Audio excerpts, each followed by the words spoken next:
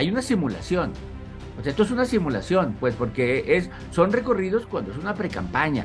Todos sabemos que de ahí va a surgir el siguiente candidato presidencial de Morena. Si a mí me apuras, yo creo que las sanciones no van a llegar a cancelación de candidaturas. No, pero tal vez lleguen a multas fuertes. Ellos quisieran que a los 6 les dijeran, no puedes ser candidato. O que a Morena le dijeran, no puedes postular candidato.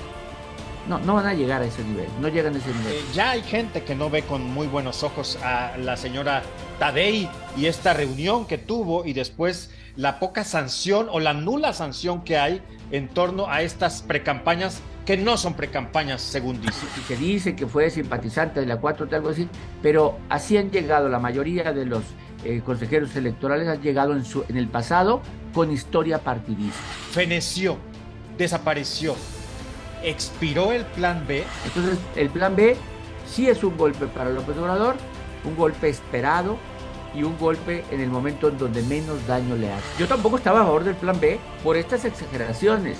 O sea, los que critican el plan B es que básicamente dicen, a ver, ¿cómo vamos a estar a favor del plan B cuando lo que quiere es elegir a los magistrados y a los consejeros del INE por voto popular? Oye, Roy, seguramente a ti también te sorprendió. ¿Qué tal lo declarado por Olga Sánchez Cordero? Pero ahora que la Suprema Corte lo echa para atrás, dice, tuvieron razón. O sea, tienen razón en echarlo para atrás. No lo aprobamos bien. Esa es una de esas. ¿Para qué lo invita? Si le iban a decir que no. O sea, le iban a decir que no, ¿no? Pero qué arrastrado, ¿no? Qué arrastrado, qué lambiscón, qué alcahuete, la verdad.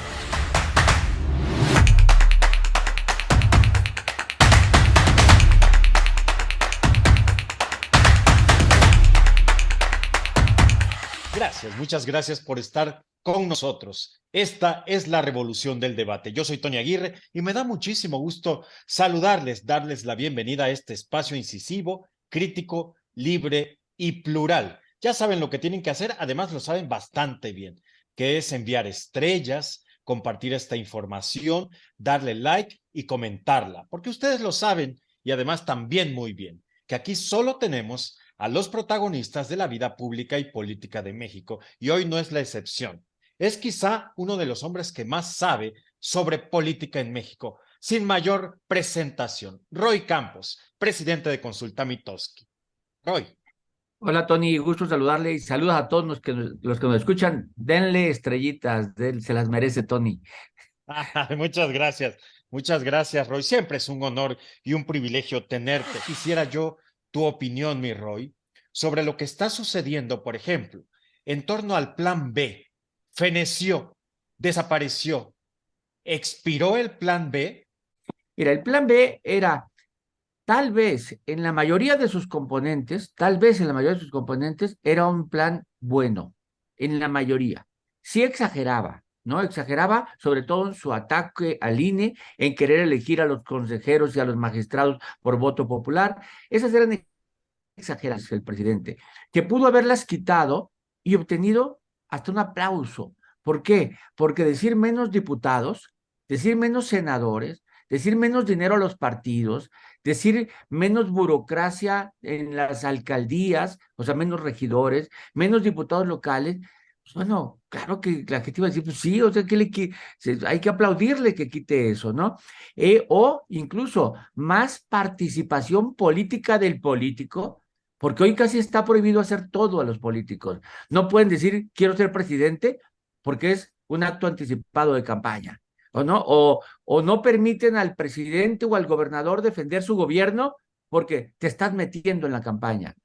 En el mundo entero esto se vale. O sea, se vale que los presidentes intervengan en política, que hablen bien de su partido, porque están defendiendo un proyecto. Pero aquí, ante la desconfianza y a solicitud del entonces López Obrador, se prohibió, se prohibió. Ahora que López Obrador está del otro lado, dicen, no me lo prohíban. No es lo mismo ser cantinero que borracho. O sea, ¿de qué lado de la barra estás? ¿No? Y entonces, pues sí, ¿no? Vamos a hacer, el plan B no era malo en sí, era un intento del presidente de retomar el poder que tuvo el presidente, pero con mucha exageración. Bueno, y resulta que la Suprema Corte le dice al presidente, no va el plan B, no va, eh, y ni siquiera lo revisa. ¿Por qué no lo revisa? porque estaba mal aprobado. Entonces, la pregunta es, ¿qué necesidad tenía el presidente y su partido de, si lo iban a aprobar, o sea, si tenía suficientes votos para aprobarlo, romper las reglas y aprobarlo indebidamente? No publicarlo, no discutirlo, no darlo a que lo lean los otros, ¿no? Sino simplemente se aprueba mal y ni modo. Pues la Suprema Corte dijo, no, hay reglas, hay una constitución que te dice cómo tienes que aprobar una ley. Entonces ayer uno de los ministros muy claro dijo, si no hay ley, porque esto no es ley, no se aprobó bien, ni siquiera tenemos que revisarla. No hay ley. Lo que tenemos que decidir es que esto no es una ley, porque no pasó por los trámites que se necesitan para aprobar una ley. Entonces, el plan B sí es un golpe para López Obrador, un golpe esperado y un golpe en el momento en donde menos daño le hace. En este momento menos daño. La gente ya no está pensando en el plan B, está pensando en las corcholatas. Oye, mi Roy, pero en todo caso, mira, eres uno de los pocos opositores a el plan B que le ve cosas buenas, porque la mayoría de la gente a quien yo entrevisté o a quienes yo entrevisté me dijeron que era lo peor, que era una maldición. Lo que yo supongo es que en esas letras chiquitas, ¿no? Del presidente o en esos detallitos, ahí estaba todo a favor de él y de Morena, ¿no? Sí, sí, es que bueno, yo tampoco estaba a favor del plan B por estas exageraciones. O sea, los que critican el plan B es que básicamente dicen, a ver, ¿cómo vamos a estar a favor del plan B cuando lo que quiere es elegir a los magistrados y a los consejeros del INE por voto popular? O sea, no se puede. Cuando quiere reducir al mínimo el INE para de dinero, cuando quiere, es decir, exageraba en cosas. Pero si separamos el plan B, también tendrías que decir, algunas de las cosas del plan B podríamos haberlas aprobado. Ellos mismos te dirían, ¿no? Es decir, 100 diputados menos o 200 diputados menos. A ver, la verdad es que sí, sí deberemos de quitar diputados, quitar los senadores plurinominales, quitar senadores no tiene sentido. El PRI lo puso casi, casi como como una agencia de empleo. O sea, no lo puso, no se necesitan, ¿no? Entonces, muchas de las cosas, en otras palabras, sí se requieren nuevas reglas electorales, no esas que ponía López Obrador. ¿No? Sí se requiere modificar las reglas electorales y seguramente tarde o temprano se van a modificar, ¿no? Por ejemplo, proponía menos diputados y además que todos los diputados fueran casi pluris.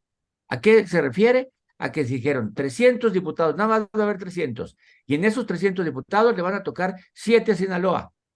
Entonces vamos a ver el voto que se tiene en Sinaloa para ver quiénes son los 7 diputados. No quién gana cada distrito, sino qué porcentaje de votos tiene cada partido. De manera que un partido que no tuviera votos suficientes en ningún estado, no iba a tener ningún diputado. O sea, tenía que tener votos. Entonces sí, yo creo que no estaban mal sus propuestas. Al menos eran discutibles, salvo que exageró. En esas exageraciones es donde está lo malo del plan B. Sí, Oye, Roy, seguramente a ti también te sorprendió. ¿Qué tal lo declarado por Olga Sánchez Cordero? Mira, quien fuera, sin lugar a dudas, una de las mujeres más importantes, poderosas e influyentes de México, que a la diestra de López Obrador se disminuyó muchísimo. Yo creo que estarás de acuerdo conmigo, pero ahora me parece que recupera la congruencia, ¿no? Y recupera el poder que tenía al decir que efectivamente su partido hizo mal o las cámaras hicieron mucho mal al planear y plantear esto, vaya, sin planeación, digámoslo así, y ahí está el resultado. ¿Cómo ves tú las declaraciones de doña Olga?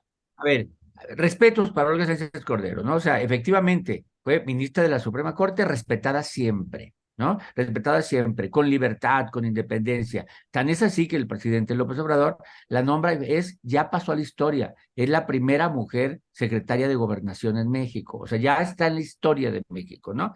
Se va al Senado y sigue siendo importante en el Senado. Cuando viene la votación para el plan B, ella vota a favor del plan B.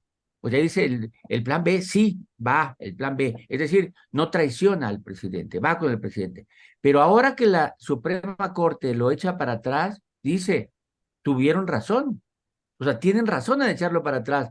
No lo aprobamos bien. Nos fuimos en forma apresurada, nos fuimos de una, y pues la verdad es que para eso está la Suprema Corte. La Suprema Corte actuó en derecho. Bien, defendió la anulación del plan B y criticó la forma en que ellos la aprobaron. No criticó el plan B en sí, sino la forma en que ellos lo aprobaron, es decir, la parte jurídica de la Suprema Corte. Por cierto, en la Suprema Corte, alguien que criticamos muchas veces mucho, el ministro Saldívar, también votó para anularlo. O sea, el expresidente de la Suprema Corte, que en teoría está a favor del presidente, no, también votó para anularlo, porque dijo, no, no, no podemos, para eso hay algo de la Constitución, nuestra labor es defenderla, y aquí se violó la Constitución, así que va para atrás. O sea, yo creo que lo que pasó esta semana con el Plan B habla bien de muchos juristas y muchos que demuestran que hay independencia o que pueden ser independientes, pongámosle así. Oye, mi Roy, ya para terminar este asunto del plan B bueno, lo que toca al INE, pero de todas maneras, ya hay gente que no ve con muy buenos ojos a la señora Tadei y esta reunión que tuvo y después la poca sanción o la nula sanción que hay en torno a estas precampañas que no son precampañas, según dicen. Al respecto, déjame decir, yo no tengo ninguna opinión mala de ella. Creo, a ver, que si se dice que fue simpatizante de la 4T, algo así, pero así han llegado la mayoría de los consejeros electorales, han llegado en el pasado con historia partidista. Y podemos mencionar a Krill, a Molinar Orcasitas, podemos mencionar a Virgilio Partida, que terminó en pues, la función pública, podemos mencionar a muchos, a muchos. Como eran propuestas de partidos y los partidos votaban, tenían simpatías partidistas, pero su actuación como consejeros del INE siempre fue buena. Y creo que a Tadei, ¿no? Tenemos que darle el beneficio de la duda. Empezó muy bien. ¿Por qué? Porque en cuanto llega una tradicional reunión con el Ejecutivo, una tradicional para poder organizar las elecciones. En cuanto llega al un día, 2 días, el secretario de Gobernación la invita al secretario de Gobernación. Y ella contesta con toda la dignidad, no, aquí. Y el secretario de Gobernación va al INE. Y entonces la primera es mostrar que si va a ser nuestra primera reunión, primero aquí. Y va el secretario de Gobernación. Luego ya después, ahora, el presidente de la República los invita, como para decir, no tengo nada de pleito con ustedes. Y no va ella, sino van todos los consejeros. Todos van. No hay secreto, nada de que lo que ella le dijo al del oído al presidente. Todos van y todos pueden hablar y expresan. Y salen y dicen, estamos contentos. Bien. Segundo paso, bueno, ahora va el tercero. Creo que todavía no tenemos que juzgarlo. En teoría, están yendo visores del INE a los actos de las corcholatas. Y en la comisión de quejas hay ya gente que está analizando lo que están haciendo. Tienen que analizar y ver qué sanciones va a haber. Hay otras previas, porque hay que dividir. Lo que están haciendo los corcholatas es lo que hicieron previo al inicio de estos recorridos o lo que están haciendo en los recorridos. Lo que hicieron previo, las bardas, los espectaculares, etcétera, ya está en el Tribunal Electoral. Ahí se está discutiendo ya si hubo violaciones en esa parte. Y ahora la siguiente parte es de este recorrido, va a haber o no. El INE lo está analizando. Yo no creas que tengo mucha expectativa en que hagan grandes cosas, pero sí se van a manifestar y tal vez haya sanciones. Si a mí me apuras, yo creo que las sanciones no van a llegar a cancelación de candidaturas, no, pero tal vez lleguen a multas fuertes, tal vez lleguen, fíjate nada más, si alguno llegara a candidato, puede ser que los gastos que se les detecte en este momento se les reduzcan de los cuando sean candidatos. Entonces, tienes derecho a 100 millones en la campaña, pero te detectamos que gastaste 80 ya, así que solamente vas a tener 20. O sea, sí puede haber casos de ese tipo. Yo ahorita creo que no es momento de decir no se ha hecho nada. Están teniendo que hacer lo que les parte por ley, que hagan lo que tienen que hacer por ley. Casi muchos quisieran, fíjate además, muchos quisieran que a los 6 les dijeran, no puedes ser candidato, o que a Morena le dijeran, no puedes postular candidato. No, no van a llegar a ese nivel, no llegan a ese nivel. Vamos a llegar, vamos a ver qué es lo que la ley dice que pueden hacer y ojalá lo hagan. En este mismo espacio, José Antonio Crespo, este gran analista y politólogo mexicano, dijo que pone en franco problema o pondría en franco problema esta circunstancia, porque si se aplica realmente la ley, que es lo que tendría que hacer el INE, el tribunal y demás, sería dejar sin candidato a Morena, como tú lo estás mencionando. Sería una hecatombe. Sí, porque pues, seamos sinceros, hay una simulación. O sea, esto es una simulación, pues, porque son recorridos cuando es una precampaña. Todos sabemos que de ahí va a surgir el siguiente candidato presidencial de Morena. O sea, el ganador de su encuesta va a ser, como fue en los estados, como los estados hicieron la encuesta y nombraron al coordinador de defensa de la transformación en el estado, y siempre fue el candidato. Igual lo hizo el PAN y PRI, por cierto, hizo una medición y nombró una coordinadora de defensa en el Estado de México que terminó siendo la candidata igual, o sea, trataron de copiar el evento, ¿no? Pero a final de cuentas, fíjate nada más, ¿por qué digo que la ley electoral debe de cambiar? Porque hace que haya simulaciones. Esto es una simulación. La precampaña inicia hasta noviembre y sin embargo están haciendo precampaña. La pregunta es, ¿qué van a hacer en noviembre? Entonces, ¿qué van a hacer en noviembre cuando les dé el INE dinero, tiempos de televisión al partido para que haga precampaña y estos ya tengan candidato o candidata? ¿No? ¿Qué van a hacer? Pues a lo mejor hasta lo agarran y dicen, pues hago anuncios y hago spots, pero se aprovecharon ya. Morena en ese momento está en un proceso de simulación. La pregunta es, ¿y está violando la ley o no? Ese es el tema, Oye, ¿no? Roy, El INE, y, no, ajá, no, no, dime, oiga. dime una cosa, ¿hay simulación también en este asunto de la encuesta? ¿Ya está cantado el triunfo de Claudia Sheinbaum? ¿Es Claudia la favorita del presidente? A ver, son dos cosas distintas. ¿Es Claudia la favorita? Yo creo que sí. ¿Está cantado? Yo creo que no. Es favorita en las encuestas, va arriba en las encuestas, y creemos que el presidente tiene más afinidad hacia ella, ¿no? Creemos. Yo en el fondo he pensado que tal vez la mayor afinidad la tiene hacia Dan Augusto López, ¿no? La mayor afinidad. Pero la que va adelante en la encuesta es Claudia Sheinbaum. Son dos cosas distintas. Entonces, ya desde ese momento, pues es real. Si fuera el más afín, el más parecido, el más cercano, el que tiene más historia, el que le tengo más confianza, pues fuera Dan Augusto. Si tiene que ser la que gane, que le tenga confianza, pues es Claudia. Mira, ¿por qué creo que es real? ¿No? Primero, porque la forma en que diseñaron las encuestas, yo no le voy a entrar, no le voy a entrar, ¿no? Pero la forma en que le diseñaron es los espejos van a validar que el método está bien. Y los testigos van a validar que la entrevista esté bien. Entonces, si además de eso tienes a los encuestadores que vamos a publicar encuestas en medios, si resulta que la encuesta de ellos no coincide con todo lo que publiquemos todos los encuestadores, pues va a decir, la verdad es que hicieron una falsedad. Entonces va a haber una coincidencia, va a ganar él o la que tenga que ganar, va a ganar. Eh, y otra cosa que me da confianza es, ve a Marcelo Ebrard. O sea, Marcelo Ebrard está jugando realmente sabiendo que todo lo que dicen y sin embargo creyendo en la encuesta. O sea, está haciendo cosas mercadológicamente, gastando dinero, haciendo a veces hasta el ridículo con unas camisetitas o bailando, cosas que nunca había hecho en su vida, porque está creyendo que esto va en serio. Entonces, si él creyera que esto ya está cantado, ¿qué necesidad tiene de hacer cosas que nunca había hecho en su vida y que nunca haría si no es en una campaña? Oye, Roy, pensé que decías cuando hace el ridículo a lo de esta secretaría para el hijo de López Obrador. Oye, qué mal le fue con eso. Esa es una de esas, pues, esa es una de esas. ¿Para qué lo invita? si le iban a decir que no.